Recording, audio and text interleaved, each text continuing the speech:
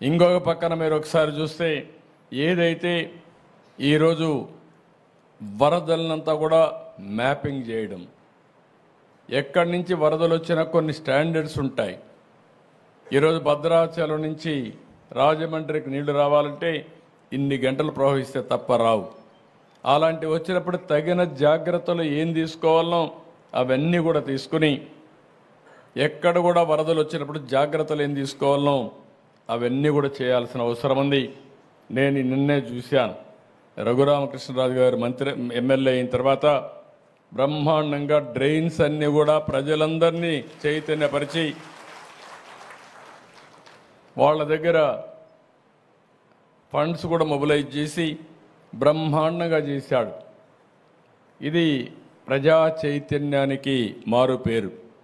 ఒకప్పుడు రైతు సంఘాలను పెట్టాం, సాగునీటి సంఘాలను పెట్టి కాలువలు కానీ మురికి కాలువలు కానీ అక్కడ రిపేర్లు చేసే బాధ్యత వాళ్ళకే అప్పచెప్తే కడాన అవి కూడా తీసేసే పరిస్థితికి వచ్చారు. మళ్ళీ ఈ నెలలోనే ఎన్నికలు పెట్టాలనుకున్నాం, కానీ ఈ వరదల వల్ల కొంచెం డిలే అయింది. మళ్ళా సాగునీటి సంఘాలు వస్తాయి. అన్ని విధాల మిమ్మల్ని ఆదుకోవడానికి ఏం చేయాలని అవన్నీ చేస్తాం.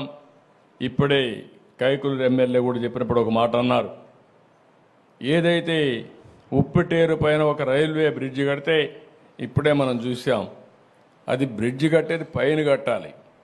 బ్రిటిష్ వాళ్ళు చాలా తెలివి కట్టేవాళ్ళు, హైట్లో కట్టి ఎంత నీరు వచ్చినా పోకుండా కిందికి వెళ్ళిపోయే సుజావుగా, ఎంత వరద వచ్చినా కూడా. ఇప్పుడు ఆ బ్రిడ్జ్ చూస్తే అది బ్రిడ్జ్ కాదు, నీళ్లు నిలిపే ఆయకట్ట మార్గం, ఆనకట్ట మార్గం ఉంది. అది నీళ్లు ఎంతవరకు ఉన్నాయో అంతవరకు కట్టేశారు.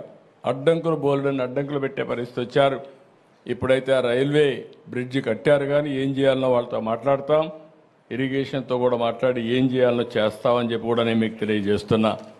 ఇక్కడికి వచ్చినప్పుడు ఏదైతే ఇదే టౌన్లో ఒక చిన్న విషయం ఇప్పుడు చెప్పారు, శనివారిపేటలో ఏలూరు టౌన్లో 15 కోట్లతో ఒక బ్రిడ్జి కడితే దానివల్ల చాలా వరకు ఉపయోగపడుతుందని ఇప్పుడే ఎమ్మెల్యే గారు రిప్రజెంట్ చేశాడు. నేనే చూశాను. అక్కడ తమ్మిలేరు పైన శనివారిపేటలో ఈ కాజువే కావాలని చెప్పి అడిగారు. తప్పకుండా వర్క్ శాంక్షన్ చేస్తున్నాం. ఇమీడియట్గా పని కూడా ప్రారంభించమని కలెక్టర్ గారికి ఆదేశాలు ఇస్తున్నా. అది కూడా చేస్తామని చెప్పి కూడా నేను మీకు తెలియజేస్తున్నాను. బ్రిడ్జ్ కానీ కనెక్టింగ్ రోడ్స్ కానీ అవన్నీ చేస్తాం. ఇప్పుడే ఒక రైతు పెదపాడులో లోయర్ డ్రైన్ ఒకటి రిపేర్ చేస్తే 200 ఎకరాలు ముంపుకు గురైంది. ఇలాంటివన్నీ పోతాయన్నారు. తప్పకుండా అది చేయమంటాను. అదే కాదు, పూర్తిగా డ్రైన్స్ అన్నీ రిపేర్ చేయించి ఎక్కడా పొలాల్లోకి నీళ్లు రాకుండా కాలువలన్నీ కూడా సక్రమంగా రిపేర్లు చేయించి మళ్ళీ చివరి భూములకు నీళ్లు అందే విధంగా ఏమేం చేయాలనో అవన్నీ చేద్దాం. నేను మిమ్మల్ని అందరినీ ఒకటే కోరుతున్నాను, ఇంకా 2 మీటింగ్స్ ఉన్నాయి కాబట్టి అక్కడ కూడా వెళ్ళాలి. ఏదేమైనా మీ కష్టాలన్నీ చూశాను. ప్రతి ఒక్కరికి న్యాయం చేసే బాధ్యత ఈ ప్రభుత్వం తీసుకుంటామని మరొక్కసారి మీ అందరికీ హామీ ఇస్తున్నా. ఎక్కడికక్కడ ఎన్యూమరేషన్ పూర్తి చేశాం. అదే సమయంలో అవన్నీ కూడా ట్రాన్స్పరెంట్గా జవాబుదారీతనంతో ప్రతి ఒక్క రిక్వెస్ట్ని, ప్రతి ఒక్క నష్టాన్ని పూర్తిగా మిమ్మల్ని ఆదుకునే విధంగా ఏమేం చేయాలని అవన్నీ చేస్తాం.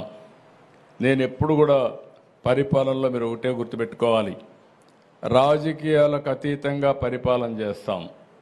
అదే సమయంలో రాజకీయ పరిపాలన ఉంటుంది.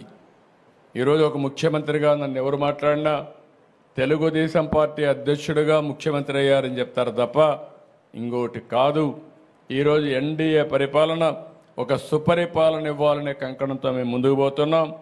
నేను కానీ మా మిత్రుడు పవన్ కళ్యాణ్ గారు కానీ బీజేపీ కానీ అందరం కలిసి సమిష్టిగా ఏం చేయాలో చేస్తామని చెప్పి కూడా నేను మీకు తెలియజేస్తున్నా. ఇంకొక పక్క 170 మంది కౌలు రైతులున్నారు. ఈరోజు పెట్టుబడి పెట్టింది కౌలు రైతు పెట్టాడు. కౌలు రైతు పెట్టుబడి పెట్టి రైతుకు కూడా డబ్బులు ఇచ్చి తద్వారా ముందుకు పోయే పరిస్థితిలో నష్టపరిహారం మళ్ళీ ఆయనకి ఇవ్వకపోతే చాలా అన్యాయంగా ఉంటుంది. మొన్నే మేము క్యాబినెట్లో అన్ని విషయాలు ఆలోచించాం. ఇప్పుడిచ్చే నష్టపరిహారం ఇన్పుట్ సబ్సిడీ నేరుగా కౌలు రైతుకే ఇమ్మని చెప్పి ఆదేశాలు ఇస్తున్నా. దానికి కూడా శ్రీకారం చుడతాం, అది కూడా చేస్తామని చెప్పి నేను మీకు తెలియజేసుకుంటూ మరొకసారి మీ అందరినీ ఒకసారి నేరుగా కలిసి ఒక భరోసా ఇవ్వడం, మళ్ళీ మీ అందరిలో ఒక చైతన్యం తీసుకురావడం, భవిష్యత్తులో కూడా వరదని కానీ తుఫాను కానీ సమర్థవంతంగా ఎదుర్కోవాలంటే ఏం చేయాలో అవన్నీ చేద్దాం. మిగిలిన కార్యక్రమాలు నేను ఎప్పటికప్పుడు ఏం చేయాలో మీ అందరితో మాట్లాడుతూనే ఉంటాను. నేను మిమ్మల్ని ఒకటే కోరుతున్నా, గెలిపించాం కాబట్టి మా పని అయిపోయిందని ఇంటికాడ కూర్చుంటే ఈ దుర్మార్గులతో పోరాడాలన్నా మాకు కూడా కొన్ని సమస్యలు ఉంటాయి. గెలిపించిన తర్వాత ఈ ప్రభుత్వాన్ని నడిపించే బాధ్యత కూడా మీదేనని మరొక్కసారి మీ అందరికి విజ్ఞప్తి చేస్తున్నా. అనునిత్యం మీకోసం పనిచేస్తాం, రాత్రింబగుళ్ళు పనిచేస్తాం, మీ కష్టాలు తీరుస్తాం. మీ భవిష్యత్తులో ఒక మంచి జీవితాలు ఉండే విధంగా ఏం చేయాలనో చేసే విధంగా కూడా ముందుకు పోతాం. మేము చేసే పని మీకోసం చేస్తున్నాం. నేను అందుకే నిన్న కూడా చెప్పాను, ఆ రోజు ఈరోజు ఎప్పుడు నేను మీకోసమే పనిచేస్తున్నాను. నేను పనిచేసినప్పుడు మీరంతా కూడా ఎంతో అభిమానంతో మమ్మల్ని ఆదరించే పరిస్థితికి వచ్చారు. ఇప్పుడుండే మా వేదిక పైన ప్రతి ఒక్కరు కూడా మీరు చూశారు. నిన్న మా పార్థసారథి గారు అయితే నూజివీడు ఎమ్మెల్యేగా మంత్రిగా ఉండి అక్కడ పనిచేస్తూనే విజయవాడలో రాత్రింబగుళ్ళు వచ్చి కష్టపడ్డాడు.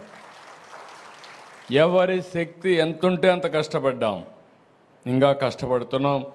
5 ఏళ్ళు కాదు, మీ జీవితాల్లో వెలుగు వచ్చే వరకు, మీ కష్టాలు తీర్చే వరకు మీకు అండగా